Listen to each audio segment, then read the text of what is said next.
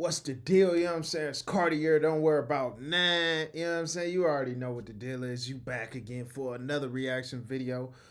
Shit, man. It's really that simple. For real, I'm gonna need y'all to keep liking, comment, subscribing. Y'all really doing y'all shit out here, helping. You know what I'm saying? Like I appreciate all that. You know, just keep that conversation going, man. Let's talk about these topics and all that. Today, shit, we got the story of Big Mike snitching on King Von. This what 1090 Jake had to say about it, so we're gonna react to that. But yeah, I appreciate y'all. Let's tap in. What's up, everybody? Welcome back to another episode of EOS. It's 1090 Jake, and I'm rocking with y'all. Y'all rocking with me. And hey, we are 10,000 subscribers away from 1 million. I just want to say I appreciate every single one of y'all that's been rocking with me. But for this video, we're gonna be speaking on Big Mike, the man that snitched on King Von. Sheesh. Big Mike, an O-Block original and the older brother of Wooski. Big Mike's name would be cemented in Chicago drill history and made infamous by one of Chicago. Wooski is a very popular name in Chicago drill. So this the big brother of Wooski. So they saying he snitched on King Von. You know what I'm saying? Wooski, Dirk done talked about him like a lot of, you know what I'm saying, big Chicago rappers. So Big Mike obviously got clout. Most notorious legends, King Von.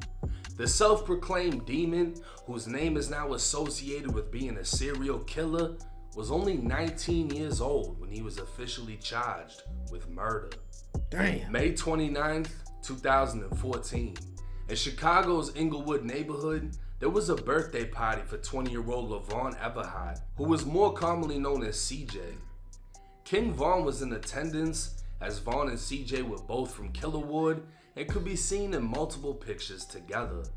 According to a witness statement by Lamenda Jones, CJ's mother, she tells Chicago detectives she saw Von standing near the front gate of her house, looking at 3 guys on her porch like something wasn't right. She told him, "Don't start no mess in my house," meaning don't start gangbanging at her house, because she knew Von was a member of a gang and the people on the porch were members of different gangs. Them niggas was like that. She told the detective King Von smiled as he replied, "I'm not on that." As CJ's mom went back inside, Von would leave the party. CJ's mom was cooking for about 15 minutes before gunfire erupted. Making her way outside, she observed a young man who'd been shot in the head laying face down in the grass. She saw another man crawling across the street, bleeding everywhere. Paramedics arrived on scene at 6:15 p.m., finding the man who'd been crawling with a gunshot to his face and another gunshot to his leg. He was identified by police as Marquise Carpenter, a gangster disciple from Jaro City who was transported to Stroger Hospital from the scene. A second victim, Timothy Robinson, was shot in the foot and able to transport himself to St. Bernard Hospital. The third victim, identified as 19-year-old Malcolm Stuckey, was pronounced dead at the scene. His body lay face down in the grass, and an autopsy would report a .40 caliber bullet was fired into his right ear, traveling through his neck before exiting 2 inches below his left ear. Another bullet would enter his back thigh and 2 more into his buttocks. Multiple .40 niggas getting shot in the ass and face, and god damn, y'all Chicago niggas turned up, man. Chill out. Chill, bro. That shit crazy.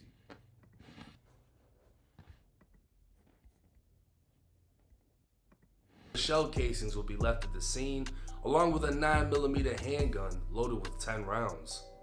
July 30th, 3 weeks after the party, Chicago police tactical team would take Big Mike into custody within Parkway Gardens, aka O-Block. He'd be transported to the area central office. Nigga thought he was placed good. inside of an 3 weeks. Waiving his rights, Big Mike was shown a witness statement and denied any participation at the party.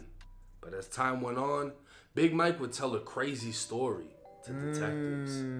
Jasmine Mitchell called Mike, saying Vaughn. So originally he tried to hold that shit down, you know what I'm saying? But the longer he was in there, motherfuckers started singing. Did him as muscle for backup. Vaughn got on the phone saying him and Jasmine were at the party when other guys started looking hard and whispering to each other. Vaughn wanted to go back, this time with Big Mike. Mike told detectives he was picked up only 10 minutes after the call. Damn. Jasmine was driving her grandfather's silver Oldsmobile when Mike got into the front seat as Vaughn sat in the back. Vaughn started telling him what happened when Vaughn asked him if he was decent. Mike told detectives Vaughn meant was he armed, and Mike told him he had a Glock 40 with 15 to 16 rounds. That's when Vaughn showed him his gun. Mike told detectives they drove back to where the party was at when Vaughn made a call asking if those guys were still out front. The person on the phone told Vaughn not to come because one of the guys had a gun, but Vaughn would reply back saying, "That's okay, we got 2 guns," and he hung up the call. Vaughn and Big Mike exited the vehicle and walked through a vacant lot to LaSalle Street before cutting through a gangway. Mike would tell detectives Vaughn was in the lead while Mike followed, saying neither one of them attempted to conceal their face. As they got to the end of the gangway, Big Mike saw a black male with long dreads wearing an orange shirt.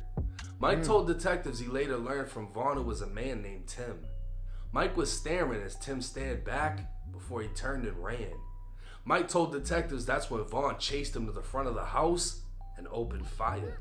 Boy, By they the time walking Mike made niggas it to the down. front of the Niggas ain't doing drive-bys. They is running niggas down. Walking their ass down, man. That shit crazy.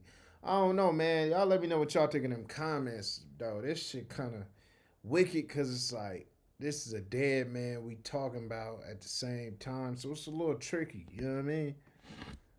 he saw one victim already laying face down in the grass. Mike saw Vaughn shooting at another guy yelling, "Why you running?" Mike would admit to detectives that's when he started shooting at Tim, firing 15 to 16 shots. Mike told detectives he knew he shot him because he saw him stumbling as he ran. With his gun now empty, Mike turned and ran down the gangway while he could still hear Vaughn firing. Vaughn then came up behind him and eventually down the alley. Mike told detectives he watched King Vaughn run 2 houses over and fire 2 more shots at the man that laid in the vacant lot. Mike could see the victim was bleeding from the mouth. That's when they ran back to the car while Jasmine struggled to unlock the car doors. Mike told detectives he yelled at her for locking the doors and would eventually throw his gun in Lake Michigan. He then said he didn't know any of the individuals at the scene. The state attorney's office would charge Big Mike with 1 count of first-degree murder and 2 attempted murders. Damn.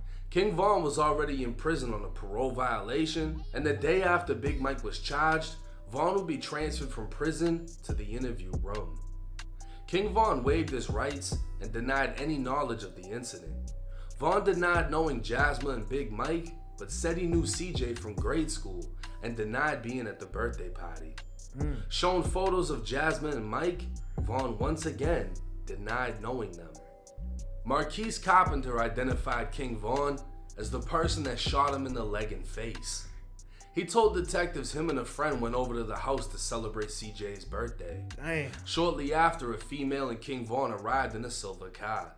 I ain't gonna lie. See, you do that gangster shit, niggas gonna get the snitching, man. That's just, niggas get the snitching. That's just what it is. Like, that shit crazy. He saw Vaughn having a conversation at the front of the house when Vaughn went to the car, put a gun in his front pocket, and placed his shirt over it. Vaughn and CJ went into the basement of the home, and Marquise overheard Vaughn say, "What you doing hanging with these op-ass?" Marquise told detectives he's a gangster disciple, and later found out Vaughn was a black disciple. Vaughn would stay in the basement for around 5 minutes before leaving, and that's when Malcolm Stuckey arrived. The nigga They who were got gonna play shot basketball snitching. at the park when Marquise noticed all the small kids were being called inside of the house. That's when CJ appeared at the basement door, telling them to come to him. Malcolm was by the front, lighting a blunt, when Marquise heard Tim say, "There go them." Marquise then saw Vaughn in the gangway with a black hoodie pulled tight around his face. He saw a black handgun in his hand and another person behind him, so they started running. That's when gunfire erupted. He ran to a vacant lot where he was shot in the leg but still made his way into an alley. That's when he saw Vaughn at the other end of the alley, and he ran again, looking back to see Vaughn aiming the gun at him when Vaughn fired twice and he was shot in the face. Marquise hit the ground, telling detectives he had a 9mm handgun in his back pocket, but thinks it fell out at this time. He'd get back up, running across the street until police arrived. King Von's friend, CJ, would be interviewed by detectives multiple times. He told detectives at the party someone told him Von called saying he was coming back after leaving. CJ told him to call Von again and tell him not to come. The person would make the call telling Von there was children outside, but Von would say, "I'm coming back. Get the children in the house." CJ went to warn the others on the porch, but before he could, the gunfire erupted. The man who called King Von would voluntarily do an interview with police, saying he told Von days after the shooting he was bogus for shooting people while CJ's family was out there. Von would reply back saying, "They going to come after me now?" Always the niggas involved snitching, man. Von would be officially charged with first-degree murder and 2 attempted murders after being identified by multiple people, including his friend CJ and his co-defendant Big Mike. Niggas he was shooting, In fact, like, bro, he nobody did it. gave a better description than Big Mike, who claimed to see Von start shooting, and by the time Mike made it to the front of the house, Malcolm Stuckey was already dead, implying Von killed him. Mike would then say he saw Von firing at the second victim, who would later say Von shot him in the face and leg. The only person Mike would admit the shooting was Tim, who was only shot in the foot and was the least wounded victim. Everything else was put on Von. August 13th, 2017. LaVon Everhart, or CJ, was standing outside at 6:52 in the morning when a black vehicle approached. A man in a black hooded sweatshirt exited the vehicle, opened fire, Got off on and his struck ass. CJ twice in the chest. Yeah, because you doing all that 40 talking, minutes later, nigga. CJ would be pronounced dead at the hospital. R.I.P. King Von though. would be acquitted at trial on all charges in December of 2017 that's after how he spending got over out. 3 years in the Cook County Jail. That's how he got The out. reason being, Big Mike recanted his statement and refused to testify against Von at trial. Big Mike would also be acquitted of murdering Malcolm and shooting Marquise, which he originally placed on Von. But Mike would be nigga who was convicted of shooting snitching Timothy died. in the foot, which he admitted to. For that, he'd receive a 28-year prison sentence for aggravated battery with the firearm. Von would mention Big Mike in a song titled "What's Next?" A nigga told on me before he got a longer sentence. A nigga told on me before he got a longer sentence. I think they gave him 2080, rather talk than listen. I think they gave him 2080, rather talk than listen. Bitch was the only one that told they killed the other witness. Bitch was the only one that told they killed the other witness. Damn. Now, Big Mike would appeal his conviction and be released in 2023, making his first appearance on DJU. Not shying away from any question, Big Mike would claim he didn't entirely snitch, but instead was willing to take a chance that Von wasn't. Big Mike wanted to claim self-defense, stating the victims opened fire on him first, to which he returned fire. But apparently DJU is the only place Mike said this.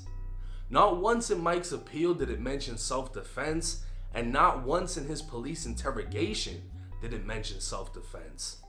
He flat out just told the crazy. So CJ died. We got Big Mike left. Big Mike just got out. I did, you know what I'm saying? He been doing the, you know, the interviews and all that. So bro talking about shit. Well, you feel me? I was really trying to be on some plea on some self-defense shit. But it ain't nowhere in his appeal and his paperwork. So it is kind of tricky. Like, are you trying to fool the people, fool the media? Like, nigga, who are you, Big Mike? You know what I'm saying? How you really getting down? Y'all let me know in them comments though. You feel me? Like, I'm trying to see what's popping on. Story of Von calling him for backup, Von popping off the triple shooting, Von dropping Malcolm before dropping Marquise, and Von firing 2 more times at Marquise laying in the lot. Decided to go with King Von, admitted to participating in the shooting, and when it came to it, told everything that happened to police, which would be the definition of snitching that most can agree on. What Big Mike's appeal did highlight, So he told is how the everything. police broke That's him. what he's saying. According to the appeal, Mike was held in the interrogation room for over 30 hours and repeatedly questioned by several detectives. They tell Mike to minimize his role by incriminating Vaughn before Vaughn incriminates him. They implied if Mike spoke with them, the courts would consider his cooperation while determining a more lenient sentence. He'd be given McDonald's and cigarettes by detectives trying to make him comfortable, but they'd also sit inches away from him or stand over him yelling Not the profanities McDonald's, and man. threatening. Why they always gotta get niggas some McDonald's and shit, some cigarettes? Like, that ain't the reason they snitching, but I guess that be the incentive. But niggas McDonald's, that shit nasty as hell, man. These tactics would lead to Big Mike's confession, but also his appeal, because law enforcement obtained his statements through police coercion. But that part of his appeal would be denied as the courts found his statements to be voluntary. Big Mike's appeal win came from the courts reducing his charge of aggravated battery with a firearm to aggravated discharging of a firearm for shooting at Tim. The lesser charge would result in a lesser sentence, and therefore his release. So while Big Mike snitched on Vaughn, Mike still had nothing but respect for Vaughn and never spoke down on him during his interview. And the story between the two is just another crazy story out of the city of Chicago. Damn. Now my thoughts on this situation. I ain't gonna lie, bro. Niggas snitching worldwide. Like, that shit ain't, you know what I'm saying? That shit ain't really nothing new type shit. You feel me? Like, niggas be snitching. Like, snitches is, you feel me? That's everywhere. Chicago, LA, Miami, goddamn, you know what I mean? So you just gotta really be, you gotta be careful, man. You know what I'm saying? Shit, RP Vaughn, nigga, RP all the people that died in this situation, you feel me? But hey, man, what y'all think, man? Yeah, let me know in them comments the story of Big Mike snitching on King Von. Is this shit valid? Is it not? Are we taking this shit like it's law or what?